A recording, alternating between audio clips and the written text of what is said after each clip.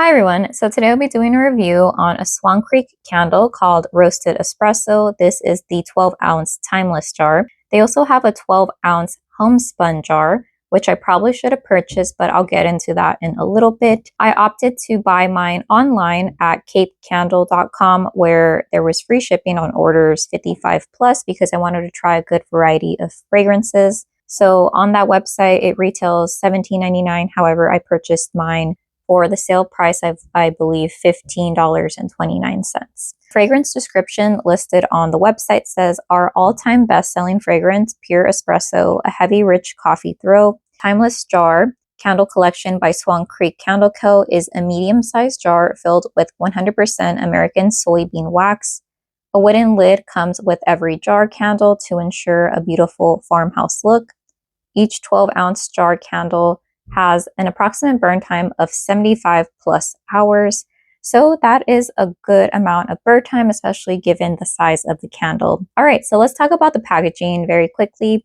I really like that the company chooses to use a little bit of decor on top. It has little, I think they're pebbles of wax, and I think it really hides the imperfections that a lot of natural waxes tend to have. There's sometimes craters, and unlike paraffin, it's not completely smooth. And I also like that they use colored wax. Now this is a light brown color, and I think it adds to that feel of roasted espresso or just coffee in general, because when you melt it, I don't know if you're seeing it on the screen, but it does become like a dark coffee or something like that. So I really like the aesthetic. I do enjoy the jar. I like it how it has almost like this quilt or diagonal pattern that I appreciate. And I do like that the wooden lid has the stamp of the company and the name. So it has a little swan for Swan Creek, and it has the name of the candle, which I enjoy. On the bottom, I appreciate that it has the fragrance as well, and it has some care instructions. Now, I personally would prefer if it had the fragrance notes listed at the bottom, but I know that not everyone really cares for that. But okay, let's go on to the fragrance. So when I first ordered this candle, I want to say that this is one of those candles that has a very high cold throw, which I don't normally care for, besides kind of figuring out if this is going to perform well while burning. So on cold, I would say like an 8.5 out of 10. So it's medium high, or almost like high for strength. The fragrance itself, I really enjoy that it's like this very bold, on cold, this very bold coffee that I think doesn't have a lot of milk, if any. There's not a lot of sugar. This isn't a bitter coffee. It's not like certain coffees that are mixed with, like, let's say, some nuts like hazelnut, macadamia, pecans. It's just very straight, simple, to the point, bold coffee. And I really enjoy that because, for example, I'm into a lot of Bath and Body Works candles, and my favorite is Paris Cafe, but it does have like this bread baroche note that kind of detracts away from the coffee scent, making it slightly more gourmand than just a drink fragrance. To talk about the fragrance while burning, I would have to say that it is basically the same scent as it is on cold. However, I feel like it is slightly weaker or diluted. It's not as concentrated, I would have to say. That's the biggest difference. There's no like underlying scent notes that come out at all. I had my sister smell the candle while it was in my room because we share a workspace now. In her opinion, because she likes more coffee scents or fragrances than I do, she said that it smelled kind of like older coffee, not necessarily stale.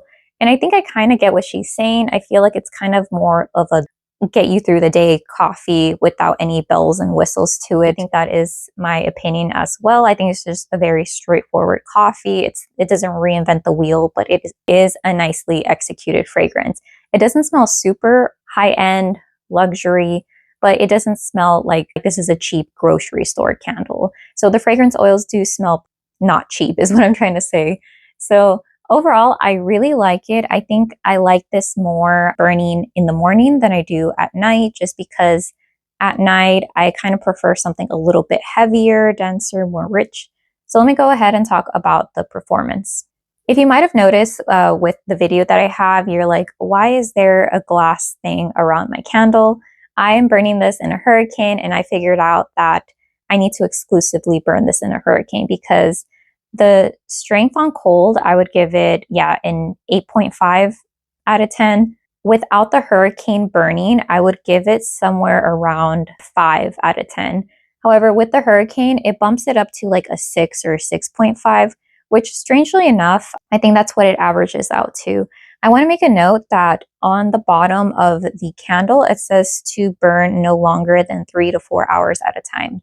So here's where the dilemma comes in.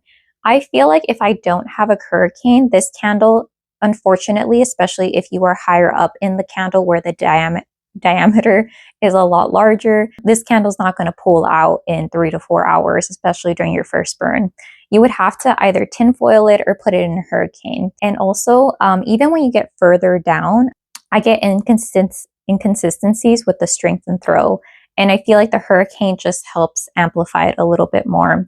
And since I feel like the candle doesn't fully pull out in 3 to 4 hours, I notice, especially with mainly just soy candles, that I get almost pockets of fragrance where some burns I get a higher throw, some burns I get like minimal throw.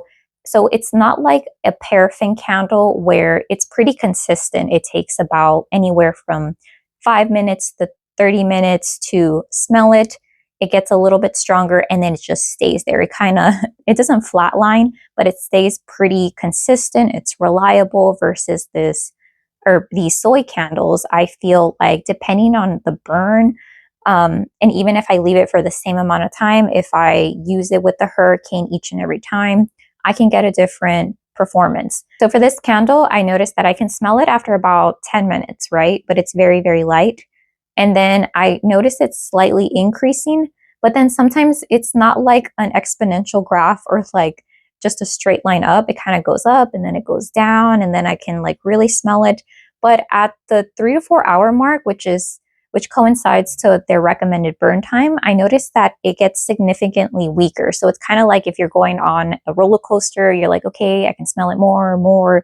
And then you're like, wait, where's the fragrance going the longer that you burn it for? However, I need to keep it burning longer in order to get an even wax pool to prevent tunneling.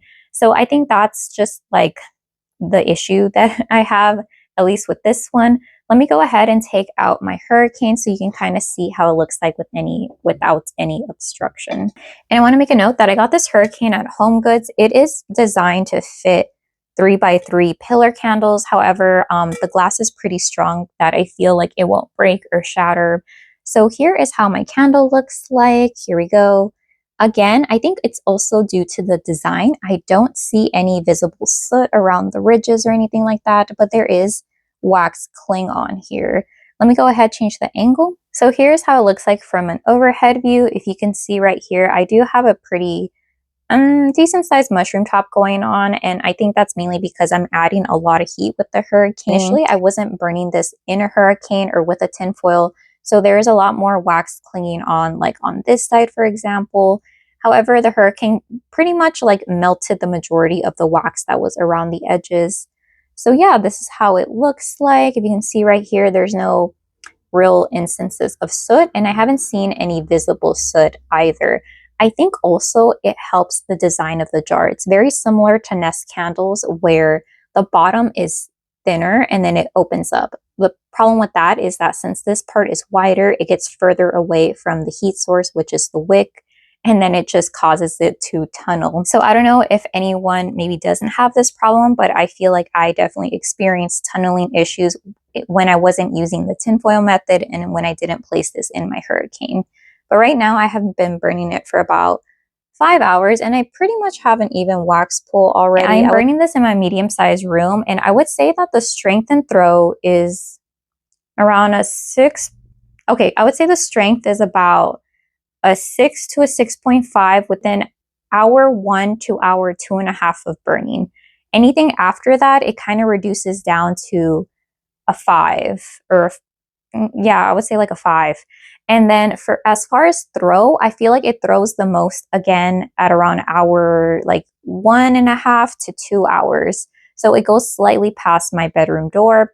However, right now it's kind of just stuck in my bedroom. It's not really going anywhere. And I feel like it's not evenly dispersed throughout every corner of my room. Right now I am in the furthest corner from my bed.